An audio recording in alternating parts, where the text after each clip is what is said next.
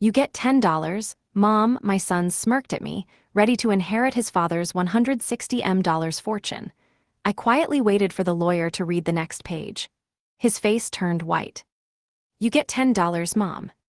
That was my son's final offer. His voice carried the satisfaction of a man who had already spent the money, already moved the furniture, already erased me from the blueprint of his future.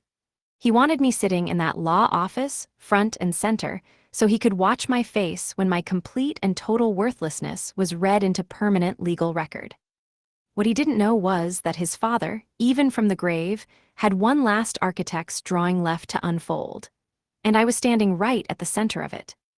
Before I tell you how it all came apart, let me know in the comments where you're listening to this from. And if you believe that the quietest people sometimes carry the most devastating truths, make sure you like and subscribe. Because this story is about exactly that. The smell of linseed oil and cedar shavings had become the perfume of my second life.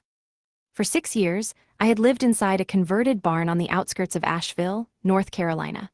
My days were shaped by the rhythm of a hand plane moving across a pine board, the high, clean whistle of a scroll saw, the satisfying crack of a mallet striking a chisel into oak. I made furniture. Honest, solid, unpretentious furniture.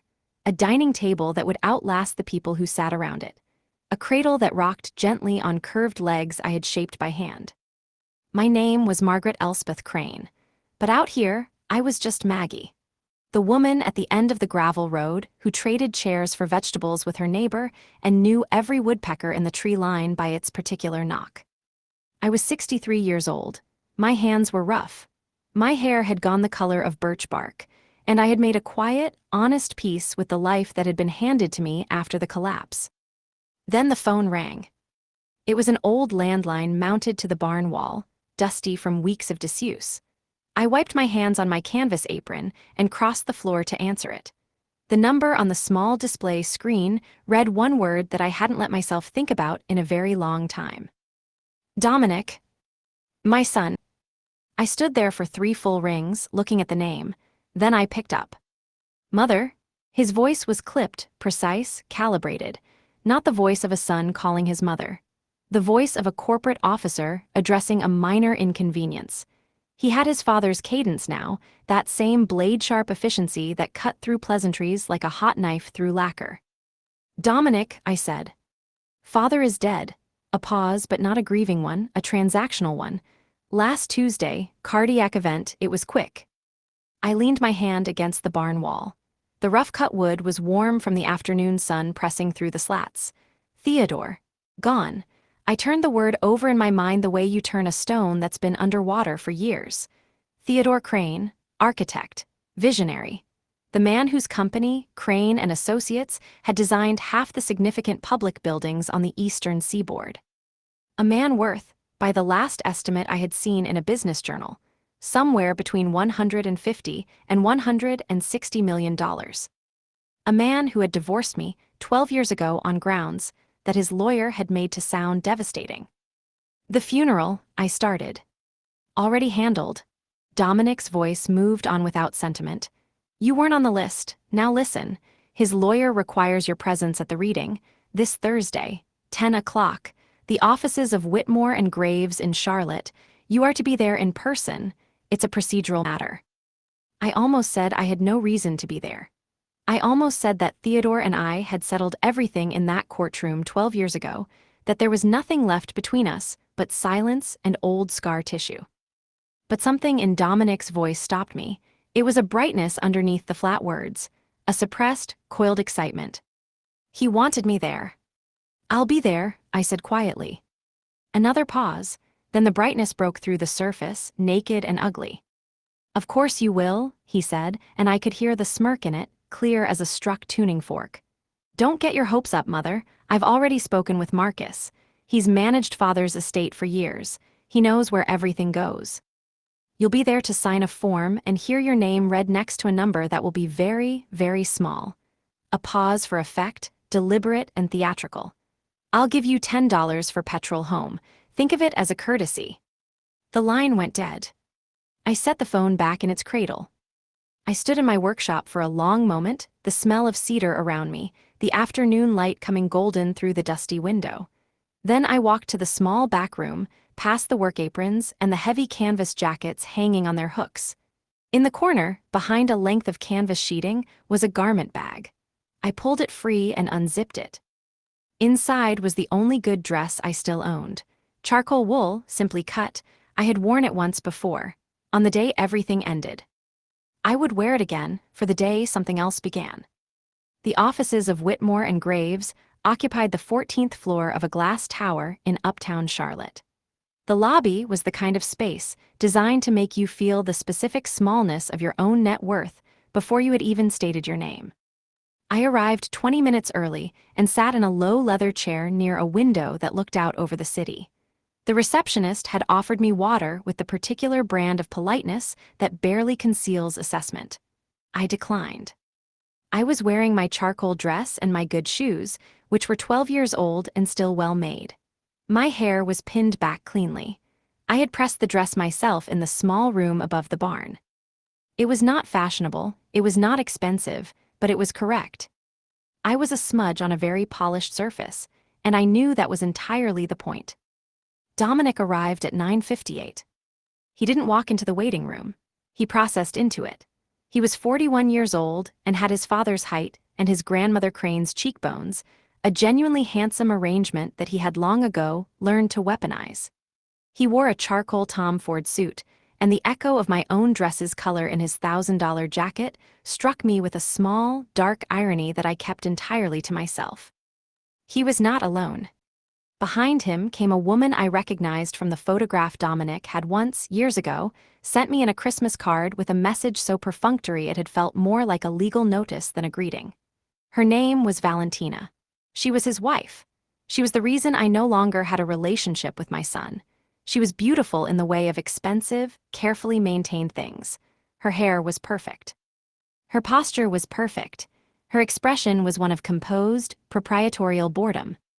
The third figure was a man in his 50s with the deep tan and easy confidence of someone who had spent years arranging other people's money to flow toward himself.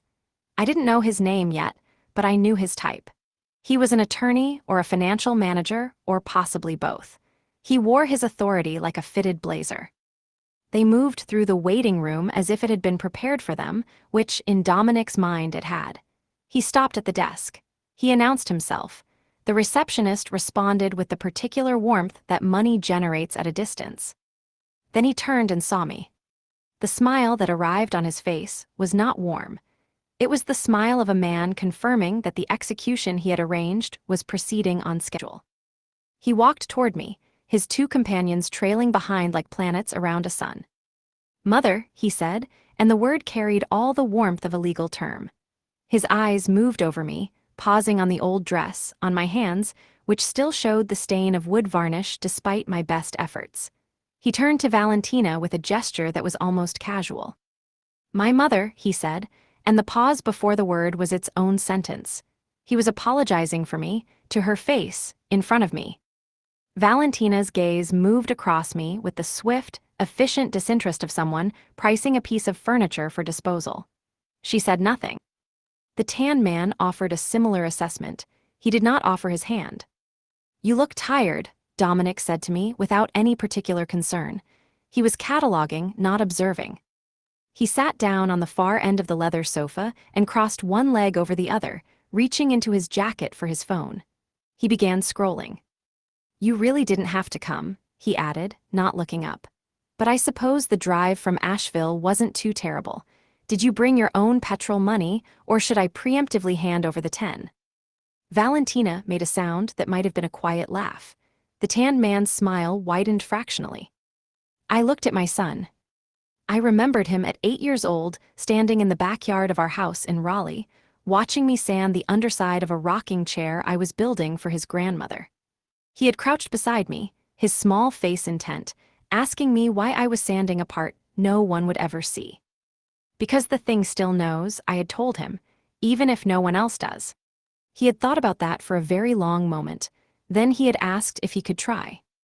I had handed him the sandpaper. That boy was somewhere still inside the man in the Tom Ford suit. I chose to believe that. I had no evidence for it, but I chose it the way you choose to sand a surface no one will see. because the thing still knows. I said nothing in response to his comment about petrol money. I simply folded my hands in my lap and waited. A door at the far end of the reception area opened. A woman stepped through it. She was perhaps 70, with white hair cut close to her head and the kind of upright posture that speaks of long professional discipline. She wore a simple navy suit, no jewelry except small gold earrings. She carried a leather portfolio under one arm. She paused in the doorway, and her eyes moved across the waiting area. They passed over Dominic and his companions with a brief, cataloging efficiency. Then they found me. She walked toward me. "Mrs. Crane," she said. "Ms.," I said gently, "but yes." "I'm Alina Whitmore," she said, and she extended her hand to me first. Her grip was dry and firm. "Thank you for making the journey. I know it wasn't a short one." I heard Dominic make a small sound behind me, the sound of a man recalibrating. He had been passed over. The lawyer, the executor of his father's estate, the woman who controlled access to $160 million, had walked past him and greeted me first. "Ms. Whitmore," Dominic said behind her, his voice carrying the particular sharpness of a man accustomed to being first. "Dominic Crane, I believe we've spoken on the phone." She turned to him. "Yes," she said, "Mr. Crane." She extended her hand to him as well, but the difference in warmth was like the difference between April sun and November sky. "Shall we go in? Everything is prepared." The conference room was long, walnut-paneled, and smelled of old paper and good leather. A single window looked toward the uptown skyline, the glass towers Theodore had helped shape reflecting the midday light. Dominic took the seat at the far end of the table from the door, spreading himself into it the way a man marks territory. Valentina took the chair to his right. The tan man, whose name I learned when Dominic introduced him to nobody in particular as my financial advisor, Gerard, took the seat to his left. I sat near the door, close to the window. An afterthought in the spatial arrangement, just as Dominic had intended. Ms. Whitmore sat at the head of the table. She placed her leather portfolio in front of her, opened it with deliberate care, and put on a pair of reading glasses. Thin, silver frames. She looked over them at the assembled room with the calm authority of someone who has presided over many such moments and is never surprised by what happens in them. She cleared her throat. "This is the last will and testament of Theodore James Crane," she began, dated in its original form 11 years ago with a subsequently executed codicil. I will read both documents in their entirety, in full, without abbreviation. Dominic shifted in his chair. He uncrossed and recrossed his legs. He glanced at his watch.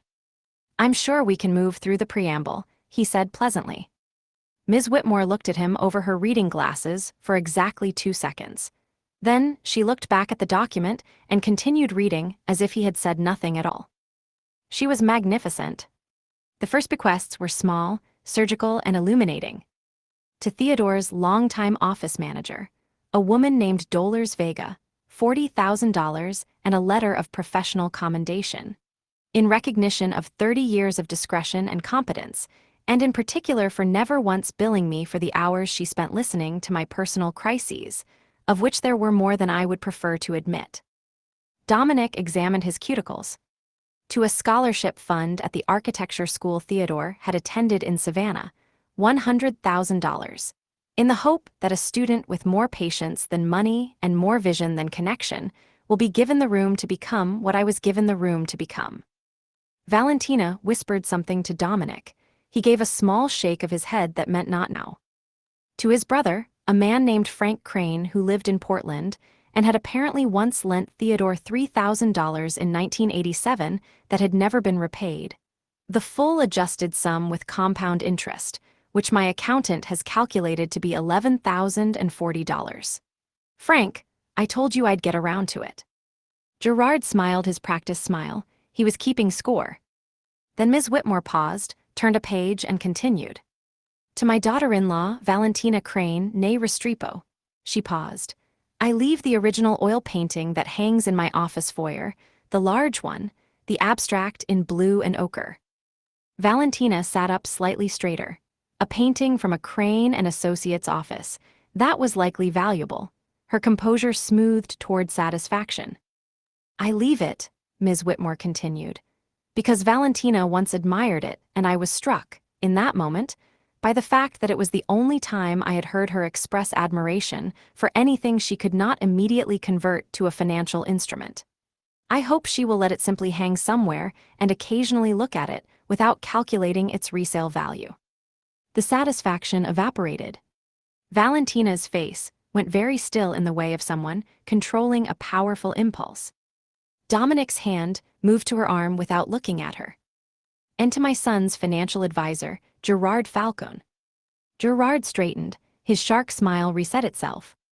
I leave one book. Specifically, a copy of Ethics in Financial Practice, published 2009, which I am told remains the clearest articulation of the responsibilities of a fiduciary. I have marked several passages that I believe Mr. Falcone would benefit from. The book cost $14. I have included a receipt. The shark's smile dissolved. Gerard's jaw tightened. He looked at the table. He did not look at Dominic. Dominic, however, looked at me. His eyes were measuring. He had expected theater. He was getting it, but it was not the theater he had written. Ms. Whitmore, completely unperturbed by the wreckage she was methodically creating on one side of the table, turned another page. We now arrive, she said, at the primary disposition of the estate. The room contracted. Dominic uncrossed his legs. He planted both feet on the floor. He leaned forward almost imperceptibly, the way a sprinter leans at the starting line. His eyes fixed on Ms. Whitmore with an intensity that had shed all its performative ease. Gerard and Valentina were equally still. I pressed my rough, stained hands flat against the table. I don't know why, perhaps to feel something solid. Article 7, Ms. Whitmore read, to my son, Dominic James Crane. Dominic inhaled. I give and bequeath the following. The property at Lake Norman, being the vacation residence in full, along with its contents. Dominic exhaled, his shoulders dropped fractionally. The lake house, a significant property. Probably worth $3 million, a real asset. His expression moved toward the satisfaction of a man whose expectations are being confirmed. I additionally bequeath my collection of architectural drawings, both original and acquired, including the signed Saarinen sketches, which Dominic has admired since childhood and which represent, I hope, a reminder that the discipline is about more than what a building can charge per square foot. Dominic's satisfaction flickered. The drawings were valuable, but they were not cash. They were not Crane and Associates. However, Ms. Whitmore said the word calmly, but it fell on the table like a stone dropped into still water. Dominic went rigid. The transfer of the Lake Norman property is contingent upon one condition, which will be explained in full upon the reading of the codicil. Dead silence. And regarding the liquid assets, investment portfolio, and controlling interest in Crane and Associates LLC, Ms. Whitmore continued, her voice unwavering, together constituting the primary estate, estimated at $160 million. Dominic was barely breathing. I was barely breathing. We turned to the codicil. Ms. Whitmore did not reach for the leather portfolio again.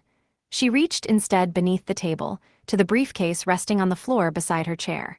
From it, she withdrew a separate slim folder, bound in dark blue cloth, sealed with a red wax impression that bore the initials TJC. She placed it on the table with both hands. This codicil, she said, was executed 7 weeks ago. It was witnessed by 3 parties, including a notary of public record and this office. Its legal standing has been reviewed and confirmed. It supersedes all previous distributions of the primary estate. She broke the wax seal. She unfolded the document inside. And then she looked up. She did not look at Dominic. She looked at me. Her eyes, behind the silver-framed glasses, held something I hadn't expected. Not pity, something older and quieter than pity, recognition. She looked back at the page and began to read. This codicil is prefaced by a letter, written in my own hand, intended to be read aloud in the presence of all parties named in this will. I ask Ms. Whitmore to read it without omission. She cleared her throat. To my son Dominic, I am writing this because I have spent 12 years being a coward, and I have perhaps 8 weeks left in which to correct it. Your mother did not betray this family. Your mother saved it. And I allowed you to believe the opposite. I allowed you to believe a story that I constructed to protect myself. A story that required her to be the villain and me to be the victim. I was neither. She was neither. The truth is as follows. Dominic made a sound. It was small and involuntary, the sound of a man whose footing has just disappeared beneath him. Ms. Whitmore continued. 12 years ago, Crane and Associates was facing collapse, not the kind of collapse that can be weathered or restructured. A complete structural failure, generated by my own decisions. I had taken on 3 simultaneous major contracts using leveraged financing from a private investment group based offshore. When 2 of those contracts fell through due to zoning challenges I had been warned about and ignored, the financing called in immediately. The total liability exposure was just under $80 million. I was facing personal bankruptcy, criminal investigation for misrepresentation to investors, and the dissolution of a firm that 47 people depended on for their livelihoods. I closed my eyes for half a second. I was back in our kitchen in Raleigh at 2 in the morning. Theodore at the table, his jacket off, his tie loose, his face the color of old concrete. Spread before him, a forest of documents, printouts, and folders. Me sitting across from him in my robe. Him telling me, his voice barely above a whisper, that it was over. That he couldn't see a way through. Ms. Whitmore's voice pulled me back. Your mother, at that time, was the named co-owner of the firm's real estate holdings. A technical arrangement, a legal structure we had set up years earlier for tax purposes, in which she held a dormant ownership stake in the subsidiary that held the firm's physical assets. She had no operational role. She had no knowledge of the financial decisions that led to the crisis. Dominic was completely still. Valentina was watching him, her expression unreadable. The offshore investment group, upon discovering this arrangement, offered a resolution. They would absorb the firm's debt. They would provide new capital, sufficient to stabilize everything. In return, they required a long-term service arrangement. Not a financial one, a structural one. They wanted Crane and Associates to serve as the project management and architectural certification entity for a series of development projects across 3 states. These projects were, in substance, mechanisms for moving money. The billings would be inflated. The certifications would cover work that did not exist.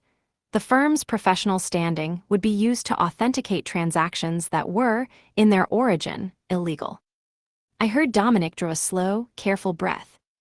I could not sign, Ms. Whitmore read on, not because I was more ethical than the situation required, but because my name, as the founder and principal of record, was too visible. Any investigation would reach me within weeks. I was trapped. I had built the trap and climbed inside it. And then your mother, who was sitting across the kitchen table from me at 2 in the morning, looked at the documents, understood what they were, and said something I have never forgotten. Ms. Whitmore paused. I remembered what I'd said. I had said, give me the subsidiary. Your mother proposed a solution. Because her ownership stake in the real estate subsidiary was dormant and non-operational, it was also, crucially, unscrutinized. She proposed restructuring the arrangement so that the fraudulent project certifications would flow through that subsidiary, under her name as the dormant owner, with a set of shell companies she would create beneath it. She would become the visible entity. She would stand between the offshore group and Theodore Crane, architect of record. She would handle the meetings, the document execution, the wire authorizations. She would be the firewall. Dominic's chair made a small sound as he shifted his weight. I told her no, Ms. Whitmore read. She told me there was no other option that saved the 47 people who would lose their jobs when the firm collapsed. She told me she could do it in a way that kept my license and my professional reputation entirely clean. She told me she had already mapped the structure in her head, and it was sound. She had an architect's mind, your mother. She always had. She just spent her career building systems rather than buildings. My throat was tight. It was true. I had spent 3 days in the barn with a legal pad and a pot of coffee, and I had drawn the entire structure by hand like a blueprint. Every node, every shell company, every firewall. The way you design load-bearing walls, the way you account for where the pressure will go. I agreed, Ms. Whitmore read. I agreed because I was afraid, and because she made it seem possible, and because I told myself she knew what she was doing and that we would get through it together. And for 22 months, we did. The firm stabilized. The debts cleared. The 47 jobs survived. Crane and Associates went on to design 4 of its most recognized projects during those years, the ones on the plaques, the ones in the photographs, the ones Dominic grew up proud of. I heard a small sound from Dominic's end of the table. And then the regulatory inquiry arrived. Not from the FBI, from the State Professional Licensing Board, following an anonymous complaint about the real estate subsidiary. They had traced certain transactions. They had your mother's name. They had her signature on the certifications. They did not have mine. She had done her work too well. Now my hands were pressed flat on the table, and I could feel my pulse in my palms. At that point, I had a choice. I could come forward. I could provide the full context, the full truth, that I had been the architect of the crisis and your mother had been the architect of the solution. I could have testified to her motivations, her methods, her intent to protect the firm and its employees. It might not have saved her professional standing, but it would have been the truth. Ms. Whitmore's voice was steady. She did not editorialize, she simply read. Instead, I listened to my own attorneys and my own fear. They told me that coming forward would expose me to criminal liability. They told me that the cleanest path was to let the subsidiary take the consequence, which meant letting your mother take the consequence, while I maintained the separation I had been so carefully given. I told myself it was complicated. I told myself she understood. I told myself we would handle it privately between us. But you listened to me, Dominic said. The words came out quietly, not angry, just flat and very sudden. Everyone looked at him. Ms. Whitmore paused. Dominic was looking at the table. His voice was remote, as though he was speaking from a distance inside himself. I came to you when the inquiry started. I came and I told you she must have been involved. I told you she must have done it herself, and you believed me. He stopped. Ms. Whitmore waited a moment, then continued reading. Your son came to me during the inquiry. He had pieced together enough to understand that something had happened involving the subsidiary. He presented me with an interpretation that cast your mother as the sole architect of the fraud, acting independently, perhaps even against my knowledge. It was the interpretation that most protected me. It was also the interpretation I chose. I let you believe it, Dominic. I let you carry it forward as the family's truth. When your mother and I divorced, the grounds I filed aligned with that narrative. Your mother's lawyer advised her not to contest it, because contesting it publicly would only deepen the regulatory scrutiny. So she did not. She was quiet, she let the story stand. She lost her professional certifications. She lost her standing, she went to Asheville, and I kept the firm. The room was very quiet. Dominic's hand was resting on the table beside his water glass. Valentina had placed her hand over his. He did not move. What I am telling you now, Ms. Whitmore read, is the full and documented truth. I have included with this codicil the original documents. The subsidiary registration, the shell company structures your mother designed, the email correspondence between us during those 22 months, the 2 letters she wrote to me during the regulatory investigation that I never answered, and the legal strategy documents from my own attorneys advising me on the specific choice I made. A pause in the reading. Ms. Whitmore turned a page. These documents have been provided to Ms. Whitmore in a sealed archive to be released to any party who requests them. I am no longer capable of being afraid of them. Dominic made a sound. It was quiet and it came from low in his chest, and it was not a word. To my son, Ms. Whitmore continued. The man you spent 12 years treating as the person who failed this family is the only person in this story who chose not to. Every significant thing you are proud of, every project with my name on it, every award, every recognition, every firm anniversary dinner, every moment you felt justified in your contempt for your mother, all of it rests on a foundation she built. In the dark. Alone. Without recognition or gratitude, or even the basic dignity of having the truth told, while she was still close enough to hear it.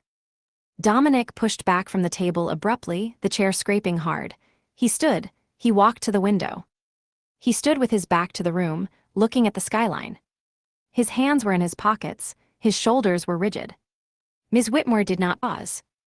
I am leaving the primary estate, the full 160 million, and the controlling interest in Crane and Associates, to your mother, Margaret Elspeth Crane, in full and without condition.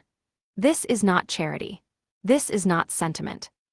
This is correction. The firm she saved should have been hers. It is now. What she does with it is her decision and hers alone. She stopped reading. She looked at me over her glasses. I was looking at my hands. They were shaking very slightly. Not from shock, something older. The particular tremor of a person who has been carrying a weight for so long that, when it is finally lifted, the muscles don't know what to do. Dominic turned from the window. His face was not the face of rage. It was something more difficult than that. It was the face of a man watching the entire topography of his past rearrange itself in real time, every landmark shifting, every familiar point of reference relocating. He looked at me. And what I saw, for just a moment, before the walls came back up, was the 8-year-old boy crouching beside me in the backyard. Asking why I was sanding a part no one would ever see. "Is it true?" he said. His voice was very quiet. "Yes," I said. He sat back down. He did not say anything else for a very long time. Ms. Whitmore completed the formalities with the same meticulous, unhurried authority she had brought to every preceding moment. Gerard quietly left the room at some point during the procedural readings, his departure so smooth and silent it was practically professional. Valentina sat through it all, her hand still over Dominic's, her expression having moved through several territories before settling somewhere that looked, surprisingly, like something almost resembling honesty. When it was done, Ms. Whitmore removed her reading glasses and closed the portfolio. She looked at me. "There is one more matter," she said. She reached into the blue folder and withdrew a small envelope, letter-sized, unsealed. She placed it in front of me. "Your ex-husband wrote this separately, outside the legal documents. He asked that you receive it privately, but he did not specify when. That is your choice." I picked it up. Theodore's handwriting on the front. My name, just that. I held it for a moment. "Thank you," I said to Ms. Whitmore. She nodded once. "Ms. Crane," she said, and in the way she said it, not Mrs., not the diminutive, but the full, formal, correct address, there was something that felt like the beginning of a restoration. I folded the letter and placed it in my coat pocket. I would read it in the car, alone, looking at the city he had helped build, with the heat on and the radio off. And then I would drive back to Asheville. And I would stand in my workshop, smelling of cedar and linseed oil, and I would figure out what a person does with $160 million and a 47-person firm, and a name that has just been handed back to her like a key that was never supposed to have been taken. The lesson that I carry from all of this is one I learned from the underside of a rocking chair. Sand the parts no one sees, do the work that earns no applause, build the load-bearing walls in the dark. Because the truth has a patience that outlasts every lie ever told to protect someone's pride. A lie built on silence and shame may stand for 12 years, 20 years, a lifetime, but it is not structural. It does not bear weight. Eventually, under the right pressure, it comes down. What my ex-husband finally gave me was not money. It was not a firm. It was my name, returned intact. And that, held in the hand, feels lighter than you would expect. It feels like a brass key, small and simple and entirely sufficient. What would you have done? With the letter still unread in your pocket and $160 million, and a son sitting across a mahogany table, finally quiet? Tell me in the comments below. And if this story moved you, please share it with someone who needs to hear that the quiet ones, the ones doing the invisible work, are sometimes holding everything up.